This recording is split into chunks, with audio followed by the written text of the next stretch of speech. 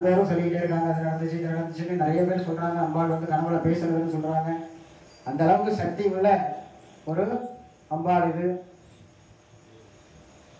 பாண்டிச்சேரியிலிருந்து ஒருத்தவங்க வந்தாங்க ஒரு 3 மாசத்துக்கு முன்னாடி. ஒரு ஃபேமிலி வந்து அம்மா வந்து நான் இந்த மாதிரி இந்த கோயிலில் இருக்கேன்னு சொல்லி இந்த கோயிலுடைய முழு படத்தையும் அப்படியே வீடியோ மாதிரி அவங்க கனவுல காட்டியிருக்கு. அவங்க இங்கே வந்து பார்த்துட்டு ரொம்ப ஆச்சரியப்படுறாங்க.